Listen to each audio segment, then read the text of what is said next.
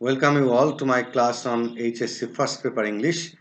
Dear students, in today's class I will explain Lesson 5 of Unit 6. The title of Unit 6, as you all know, is Adolescence, and the title of Lesson 5 is Amazing Children and Teens Who Have Changed the World.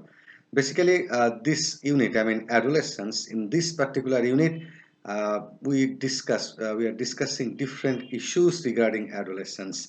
It includes the problems that adolescent boys and girls they face, and their situation in schools, and their achievements, their devotion, and their extraordinary feats in the world. So these are the issues that we are discussing in the unit Adolescence. So it doesn't simply mean the kind of crisis the adolescent boys and girls face during this period. It also, the unit also focuses on the achievements the adolescent boys and girls they have, gained over the ages in the world. And this is one such a lesson where we will see that some of the extraordinary adolescent boys and girls whom you will see that they have made huge changes and transformation in the world. And now let's start. The first person, the boy whom we will focus on in our discussion is Dylan Mahalingam. So at the age of 9, now look at this boy. At the age of 9, Dylan Mahalingam became the co-founder of Lil MDGs. So he is a boy whose name is Dylan Mahalingam, and when he was only 9 years old, he became the co-founder of Lil MDGs. You know, Lil MDGs is an organization, and he became the co-founder of that organization only at the age of 9. So he is an exceptional boy.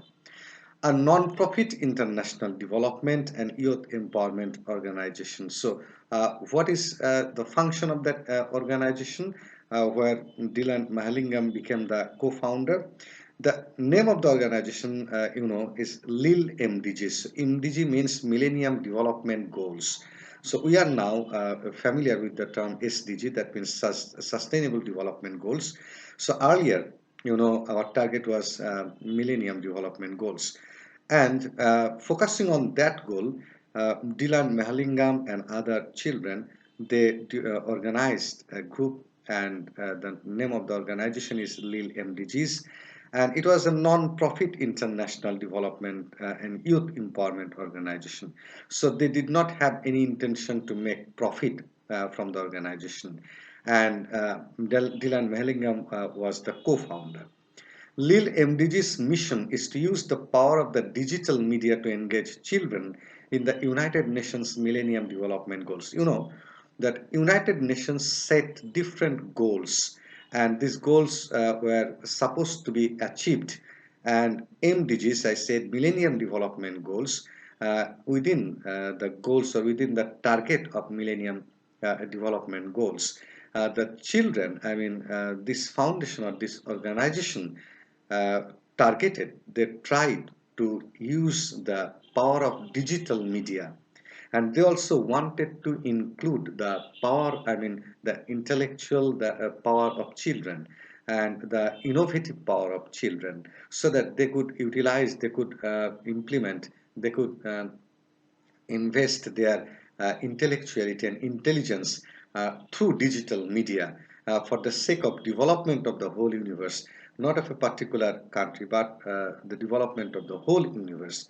So that was the target, that they wanted to use the power of digital media.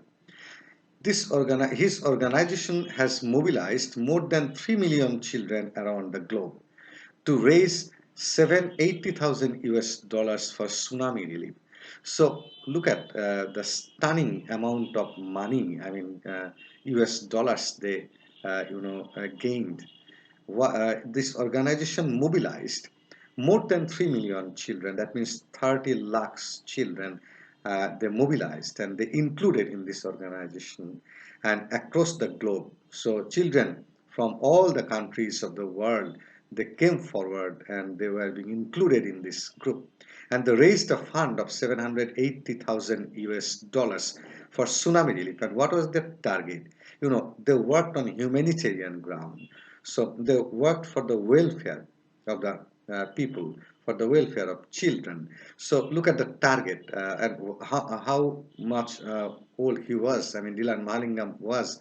He was only 9 years old when he became the co-founder. So can you just gaze that a boy of 9 years old is, the co-founder of such an organization that made money. I mean, 780,000 US dollars for tsunami relief. They raised this fund by mobilizing the children across the world.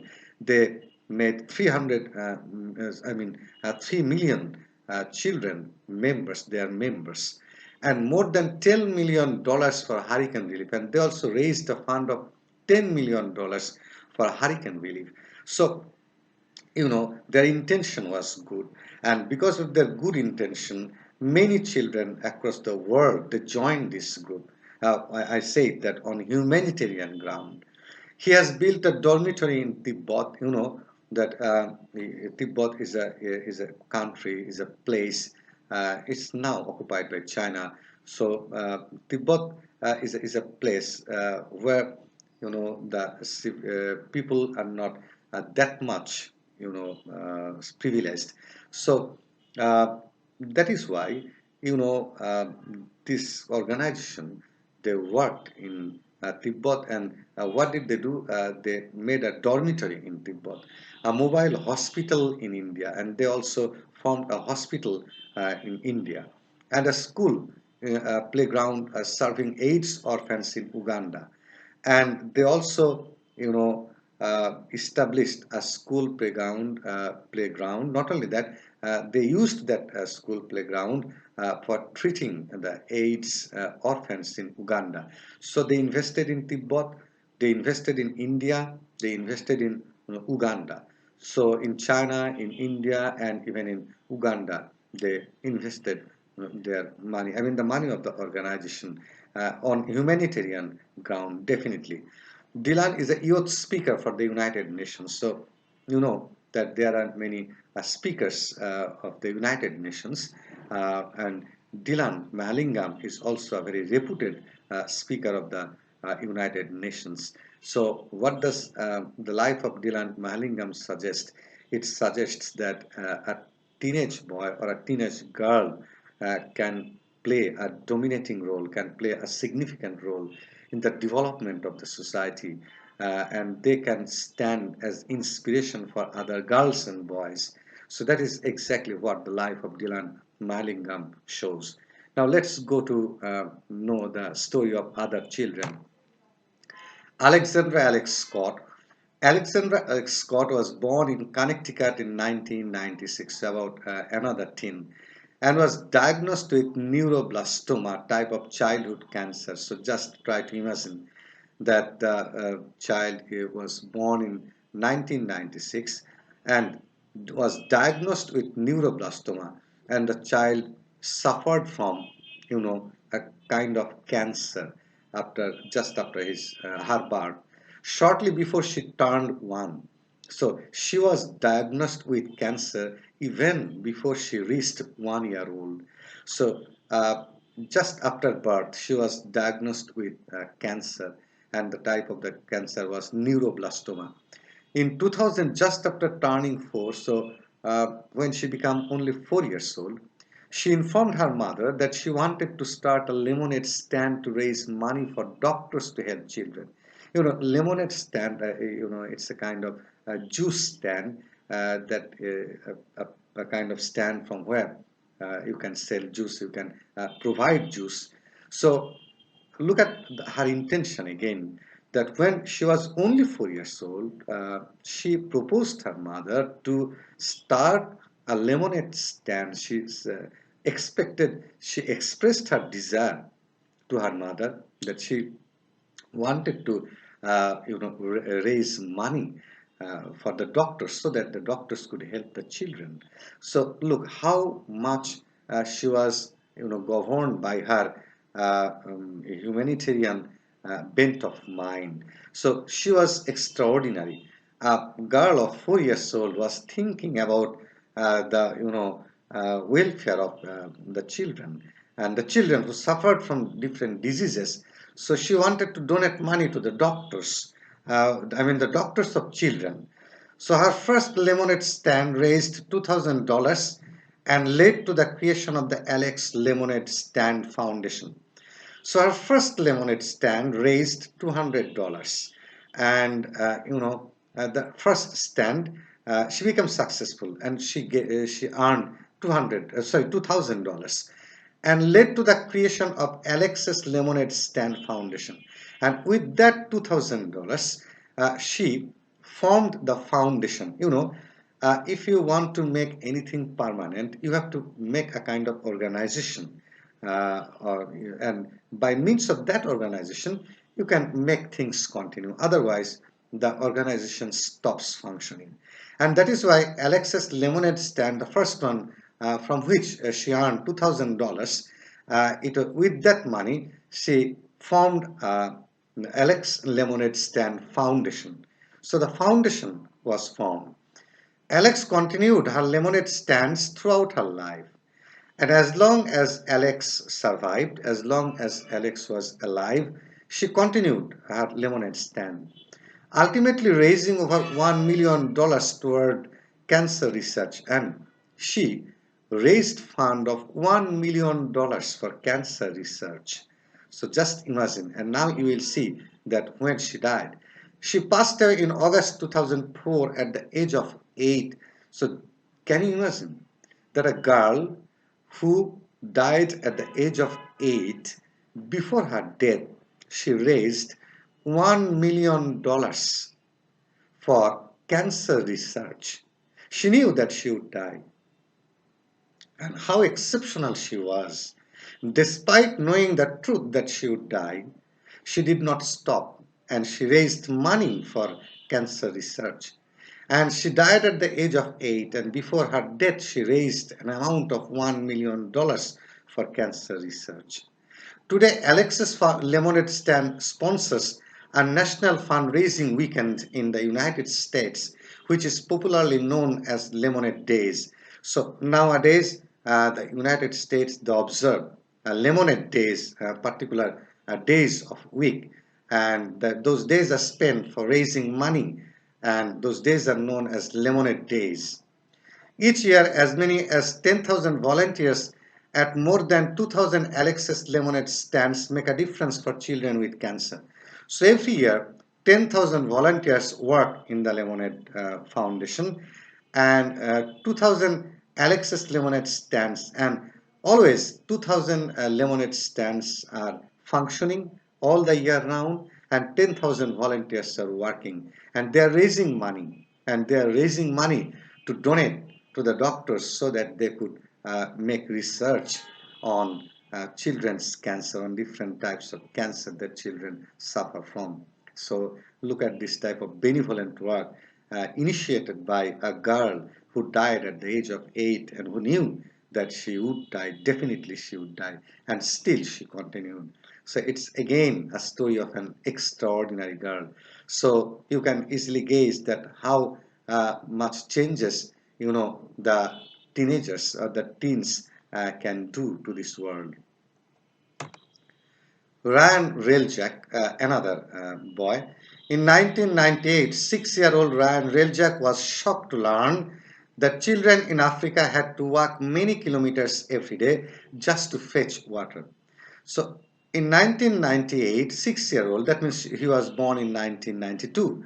So when he was only 6 years old, he was shocked, Ryan Reljak. He was shocked to know that in Africa, children had to walk many kilometers to fetch, to bring water, drinking water. So it shocked him. The reality shocked him. Rand decided he needed to build a well for a village in Africa. So Rand decided that he would build a well in Africa. By doing household chores and public speaking on clean water issues, Rand raised enough money with which his first well was built in 1999 at the Angolo Primary School in a northern Ugandan village. Just imagine. that since he was determined to ensure drinking water to the African people, what he did, that he started doing household chores. That means he worked in the houses of other people to raise money. And he also started public speaking on clean water issues. So he used to give lectures on clean water issues, and giving lectures he would earn some money as well. And the money he earned by doing household chores in the houses of other people and by delivering lectures, I mean public speaking, he raised some money, and with that money he built the first well in 1999 at the Angolo Primary School in a northern Ugandan village. So how many years, what was his age when he built this well in an Ugandan village? He was 7 years old only. And when he was only 7 years old, he earned money to help the African people so that they could get drinking water. So that is the kind of devotion this sort of teens had. And this lesson is focused on the extraordinary achievement of those children. Rand's determination led to Rand's Well Foundation, and he was so much determined to help the African people. He was so much determined to ensure, water, I mean, drinking water for the people, that he developed again, or he formed a foundation. I said at the beginning that if you want to make an organization functioning for a long time, you have to form a foundation. And that's exactly what Ryan did. He was so much determined that he formed a foundation which was known as Ryan's Well Foundation. And that foundation started working, and look at the achievement, which has completed 667 projects in 16 countries. So how many projects that foundation has already accomplished or already achieved or done? They have, the foundation has already completed 667 projects in 16 countries across the world, bringing access to clean water and sanitation to more than 714,000 people. So in 16 countries, they have set 667 projects. So over here, project means that they have dug well, and they have, started, or they have tried to ensure, clean water. And they have brought access, to 714,000 people to clean water. So this is extraordinary work for such a team. So what we have seen so far, that all these three teams, what I have discussed so far, you have noticed that they have achieved something great. They are 7 years old, they are 6 years old, they are 4 years old, and yet their intention is good. They are devoted to what they want to do. The next, teen is Katie Stagliano. In 2008, 9-year-old Katie Stagliano brought a tiny cabbage seedling home from school. So what did she do? She was 9 years old in 2008, and she brought a tiny cabbage seedling home from school. So what she did, as she cared for her cabbage, it grew to 40 pounds. So she took care of the cabbage, and the cabbage grew to 40 pounds.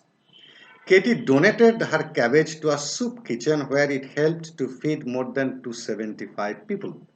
So what did Katie do with that cabbage? She donated the cabbage, to a soup kitchen, and where the soup kitchen used this cabbage to feed more than 275 people. So she was only 9 years old, and the idea of donation, the idea of donating to people, developed in her. Moved by the experience of seeing how many people could benefit from the donation of fresh produce to soup kitchens, she was surprised. She was stunned, and she was she was very happy and fascinated to see that her, donation helped feed 275 people, and that inspired her. And from this inspiration, what she decided, Katie decided to start vegetable gardens and donate the harvest to help feed people in need. So she decided to start vegetable garden, and she also started donating the harvest to help feed people in need. So that is, a kind of devotion, that is a kind of commitment to the society. And this commitment develops can develop in any person, can any person and anywhere in the world. And we are talking about children, we are talking about teens with extraordinary bent of mind, with extraordinary mentality, that who, even at the age of 4, 5, 6, and 7, the idea of sacrifice, the idea of donation, the concept of donation developed in their mind. So we are talking about these children. And today, Katie's Crops donates thousands of pounds of fresh produce from numerous gardens to organizations that help people in need. So, the organization that Katie developed and Katie formed, that or the name of the organization is Katie's Crops, and that organization nowadays it donates fresh vegetables to different, uh, uh, uh, restaurants or different institutions, and these vegetables come from numerous gardens, and these vegetables are sent to different organizations, and which organizations, not all the organizations, not all types of organizations, but particularly those organizations who help people in need. That means organizations that help poor people or needy people. So these vegetables which grow in numerous gardens under the not leadership, under the supervision of Katie's Crops and under the surveillance of Katie's Crops, from these gardens those fresh vegetables are sent to different organizations which help needy people. So Katie Stagliano is also an extraordinary girl or teen. And the last one, we discuss is Anna Frank. She is probably the most talked about and probably the most familiar and popular teen across the world so far. Anna Frank is perhaps the most well-known victim of the Nazi Holocaust of World War II. So who is Anna Frank? Anna Frank is a well-known, girl, and she was a victim of Nazi Holocaust of World War II. So in World War II, the Nazi, they victimized many people, they brutally killed many people, regardless of their age or gender, and Anna Frank was one of them who was not killed, but who was tortured and who died, a pathetic death. We will see it later. Anna, born on 12 June 1929, was given a diary at the age of 13. So Anna Frank was born in 1929, and she was given a diary at the age of 13. You know what is a diary? A diary is a kind of copybook or khata in which people maintain their everyday, write their everyday details, in which she chronicled her life from 1942 to 1944. Chronicle means writing something in details and chronologically according to date and time. So what did Anna Frank do? She chronicled, that means she narrated the incidents of her life from 1942 to 1944. I mean, the peak time of Second World War. She wrote everything in details in that diary. During this time, Anna spent 2 years in hiding with her family in Nazi-occupied Amsterdam in a secret annex with 4 other Jews. So, where did she stay at that time? Anna spent 2 years in hiding with her family. So, she used to hide herself. That means she hid herself with other family members in Nazi-occupied Amsterdam, and in Nazi occupied, that means the Nazi army, they occupied this town or city, and she used to hide with her parents in a secret annex. Annex means a secret room uh, beneath the ground or under the ground, with four other Jews, and there were four other Jews, betrayed and discovered in 1944. But their secret place was discovered, and they were betrayed by spy. In 1944, Anna was sent to Bergen-Belsen's concentration camp. So Anna Frank, after she was, caught with other family members, she was sent to Bergen-Belsen concentration camp, where she died of typhus in 1945, and she died of typhoid in 1945. So it's a pathetic death that she died in the concentration camp. And Anna's father, Otto Frank, was the only occupant of the secret annex to survive the war. So everybody who, secretly hid themselves in the annex, and later they were discovered by the Nazi people, and only the father of Anna Frank survived. The rest of the family members died either from sickness or they were killed. In 1947, he published Anna's diary as the diary of a young girl, and when the Second World War was over, and the father of Anna, Frank, he published the diary with the title The Diary of a Young Girl. And that diary or that book became very, very popular across the world and is still very popular. Anna's account of her internment, as well as her deep belief in humanity, has become one of the world's most widely read books. So, what did Anna write in that book? Anna explained the days of her, internment, that means imprisonment, as well as her deep belief in humanity.